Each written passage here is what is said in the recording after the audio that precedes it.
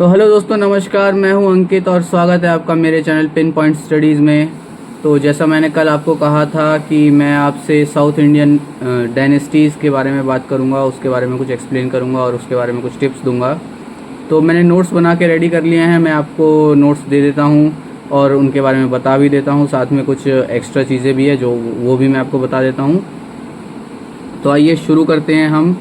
जल्दी से चैनल को लाइक, शेयर और सब्सक्राइब कर दीजिए ताकि आपको आने वाली वीडियो की अपडेट्स भी मिलती रहे। और मैं अब शुरू करने जा रहा हूँ हमारा साउथ इंडियन डायनेस्टीज़। तो हम बात कर रहे हैं आज history of south Indian kingdoms की।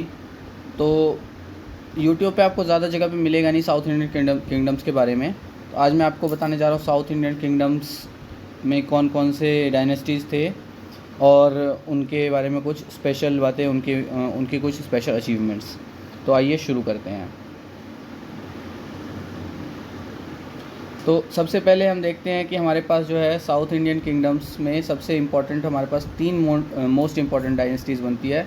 सबसे पहले जो है हमारी बनती है पांड्यन डायनेस्टी।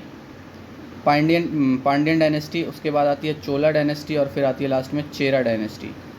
तो ये तीनों डायनेस्टी हमारे पास सबसे इम्पॉर्टेंट बनती है। तो इनके बारे में जान लेते हैं कि क्या था इनमें सबसे इम्पॉर्टेंट। पांड्यन डायनेस्टी का जो पीरियड था वो 300 बीसी से लेकर के 300 बीसी से 300 ईसा पूर्व से लेकर के 1400 एडी, बहुत लंबे टाइम तक इनका टाइम पीरियड चला था। यानी कि लगभग 1700 साल तक इनका टाइम पीरियड चला था। और जो इन्होंने रूल किया था, शुरू में इन्होंने अपनी अलग कंट्री के नाम से रूल किया था। पांड्या नाडु नाम से इन्होंने एक कंट्री का नाम रखा था जहाँ पे ये रूल करते थे। इनके बारे में जानकारी मिलती है कि इनके रोमन एम्पायर के साथ भी अच्छे कॉन्टैक्ट्स थे। और जब पांड्यन डायनेस्टी पे कालाभ्रास का इन्वेजन हुआ जब इन पे कालाभ्रास का हमला हुआ तो धीरे धीरे करके ये ख़त्म होने लग गए।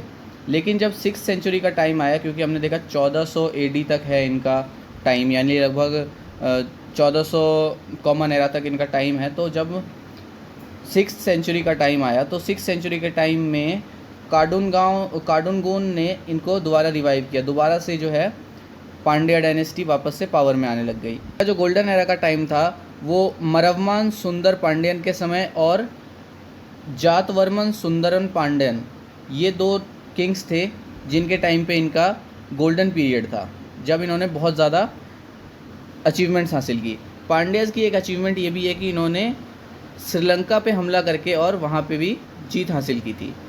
तो पांड्यन डायनेस्टी के मेन यही कुछ टॉपिक्स हैं। जैसे कि हम कह सकते हैं कि पांड्या नाडु क्या था, तो हमें पता चल गया कि पांड्या नाडु जो है पांड्यन डायनेस्टी का कंट्री था। और इनके जो दो मेन किंग्स हैं इनके नाम भी हमने देख लिए। इसके बाद हम आ जाते हैं चोला डायनेस्टी पे। चोला डायनेस्टी के बारे में काफ़ी बार क्वेश्चंस पूछे जाते हैं। जैसे कि इनका सबसे फेमस राजा राजराज चोला और इसका बेटा राजेंद्र चोला, ये दोनों बहुत ज़्यादा फेमस हुए थे। इनके टाइम में चोला डायनेस्टी ने बहुत ज़्यादा जीतें हासिल की थी। जैसे राजराज चोला का एक जीत हम कहते हैं कि महिपाल, जो पाल रूलर था पाटलिपुत्र का, उसको भी राजराज चोल ने हराया था। और साथ ही राजराज चोल ने मलाय डायनेस्टी पे, मलाय किंगडम पे भी जीत हासिल की थी। तो चोला डायनेस्टी के बारे में इतना है पढ़ने के लिए हमारे पास। इसके बाद हम आ जाते हैं नेक्स्ट चेरा डायनेस्टी पे। चेरा डायनेस्टी का जो टाइम पीरियड था वो 5th सेंचुरी से लेकर के 1120 एडी तक था। 5th सेंचुरी बीसी यानी कि 500 बीसी से लेकर के 1120 एडी तक था। तो ये जो तीनों डायनेस्टीज़ थी ये एक दूसरे के समय की ही थी, एक दूसरे की कॉन्टेम्प्रेरी थी। तो इनके आपस में भी काफ़ी सारी लड़ाइयाँ होती रहती थी। तो चेरा डायनेस्टी के जो किंगडम था ये कुट्टानाड से लेकर के और नॉर्थ तक फैला हुआ था। जैसे हम कह सकते हैं कुडानाड, पूजीनाडु, या फिर ईस्ट की तरफ अगर हम जाए तो कोंगू नाडु तक इनका रीजन फैला हुआ था। इनका जो सबसे मोस्ट पावरफुल और मोस्ट सेलिब्रेटेड जो किंग था उसका नाम था सेंगुतुवन चेरा। सेंगुतुवन चेरा का हमें जिक्र मिलता है तमिल की एक बहुत ही फेमस किताब है शिलापथिकरम। शिलापथिकरम में हमें सेंगुतुवन चेरा के बारे में जानने को मिलता है। चेरा डायनेस्टी के समय में एक बहुत ही फेमस सी पोर्ट हुआ करता था जिसका नाम था मुजीरिस। और इसी मुजीरिस में जो है रोमन्स ने अपने देवता ऑगस्टस का एक टेम्पल बनवाया था। तो हमसे ये सवाल पूछा जा सकता है कि रोमन्स ने जो ऑगस्टस का टेम्पल बनवाया था वो किस सी पोर्ट पे बनवाया था, या जो ये सी पोर्ट है मुजीरिस, ये किस किंगडम के समय पे था। तो ये बहुत ही इंपॉर्टेंट क्वेश्चंस बन जाते हैं। इसके बाद एक पल्लव डायनेस्टी आती है जो कि बहुत खास इंपॉर्टेंट नहीं थी, बट फिर भी इन्होंने लगभग 500 साल तक इन्होंने अपना राज चलाया। तो इसके बारे में हम देखते हैं कि पल्लव का मीनिंग क्या होता है। पल्लव का मेन मीनिंग होता है क्रीपर। क्रीपर यानी कि लता जो दूसरे के सहारे ऊपर चढ़ती है। तो पल्लव जो एक लोकल ट्राइब थे जो धीरे धीरे करके टोंडाईनाडु रीजन में अपने को स्थापित करते हैं और फिर एक पूरी डायनेस्टी क्रिएट करते हैं। तो इसके बारे में हम आगे और जानते हैं। अब हम देख लेते हैं कुछ इंपॉर्टेंट पीरियड और कुछ इवेंट्स जो कि साउथ इंडियन डायनेस्टीज़ के टाइम पे हुए थे। तो जैसे हम कहते हैं कि 200 बिफोर क्राइस्ट यानी 200 BC से लेकर 200 कॉमन एरा यानी कि 400 साल के बीच में हम कहते हैं इसको संगम एज। संगम एज क्यों कहते हैं? क्योंकि इसी दौरान जो है संगम लिटरेचर्स का क्रिएशन हुआ था। इसके बाद हम बात करते हैं 130 BC की। तो यहाँ पे चेरा किंग उदयनजेरल ने चेरा कंट्री पे रूल किया था। और जब हम 190 BC की बात करते हैं तो यहाँ पे चेरा काडुको इजानजेराल इरामपुराई, इसने चेरा कंट्री पे रूल किया था। तो ये किंग्स के नाम है। इसके बाद जब हम 210 BC की बात करते हैं तो यहाँ पे हम देखते हैं कि पांड्या नेदुनचेलाइन ने मदुरई पे रूल किया था। और जब हम 300 से 590 यानी कि लगभग 290 साल की ये बात करते हैं तो इसी समय पे जो है कालाभरास का हमला हुआ था तमिल कंट्री पे। तो इसी समय जो मैंने आपको बताया था कालाभरास का हमला हुआ था, तो वो इसी समय पे हुआ था। इसके बाद हम बात करते हैं 560 से 580 BC के बारे में। तो यहाँ पे अब पल्लव आ गए थे और पल्लव सिंहविष्णु ने कालाभरास को वापस भगा दिया था। जब हम 590 से 630 BC की बात करते हैं तो पल्लव महेंद्र वर्मन ने कांचीपुरम पे राज किया था। तो ये कांचीपुरम एक बहुत ही इम्पॉर्टेंट जगह बन जाती है। कई बार हमसे डायरेक्ट क्वेश्चन पूछता है कि पल्लव डायनेस्टी का किंगडम क्या था, पल्लव डायनेस्टी का कैपिटल क्या था। तो हम यहाँ पे कांचीपुरम को मार्क कर सकते हैं। आगे हम और चलते हैं तो हम आगे देखेंगे 670 BC से लेकर 700 यानी 30 साल तक में जो है पांड्या अरिकेसरी महावर्मन ने मदुरई पर रूल किया था। तो पांड्या किंगडम का कैपिटल क्या था? वो मदुरई था। फिर जब हम और आगे बढ़ते हैं 800 से 830 BC के बारे में बात करते हैं तो वारागुनन पांड्या किंग बनता है।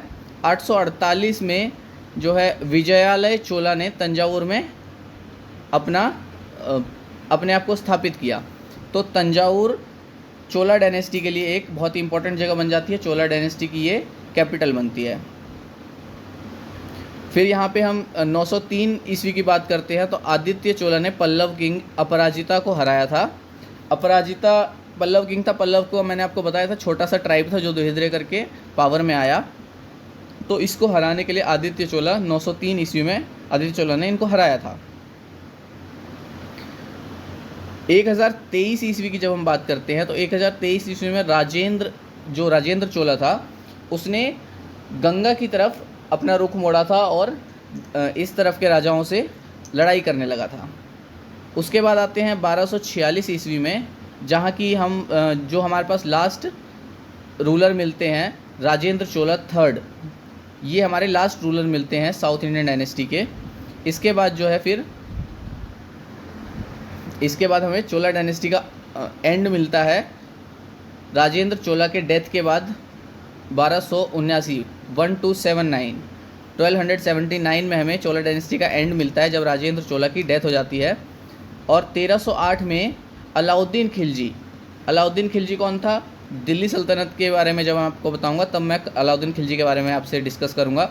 अलाउद्दीन खिलजी ने अपने एक सेनापति मलिक कफूर को तमिल रीजन में भेजा था हमला करने के लिए। तो 1308 में ये घटना हुई थी। इसके बाद जो है 1522 में पोर्टुगीज़ आ जाते हैं कोरोमंडल कोस्ट पे, और उसके बाद हमारे पास जो है साउथ इंडियन डायनेस्टी कोई नहीं मिलती है। और 1609 में डच यानी कि जो डैनिश लोग थे, इन्होंने आकर के पुलिकट में अपना पहला सेटलमेंट बसाया था। तो साउथ इंडिया के बारे में हमारे पास ये जानकारियाँ मिलती है। साउथ इंडिया के बारे में हमारे पास यही कुछ चीज़ें मिलती हैं।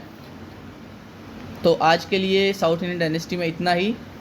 हम आगे और बात करेंगे। मैं आपको नेक्स्ट क्लास में दिल्ली सल्तनत के बारे में बताऊंगा और दिल्ली सल्तनत कहाँ से शुरू हुई थी वो सारा कुछ मैं आपको बता दूंगा। तो आगे की सारी जानकारी हासिल करने के लिए मेरा चैनल ज़रूर सब्सक्राइब कर लीजिए। चैनल का नाम है पिन पॉइंट स्टडीज़ और मैं हूं अंकित। तो मिलते हैं आपके साथ नेक्स्ट वीडियो में। Thank you so much for watching और जल्दी से चैनल को लाइक शेयर सब्सक्राइब ज़रूर कर लीजिएगा ताकि आपको आने वाली वीडियोज़ की अपडेट टाइम पर मिलती रहे। Thank you.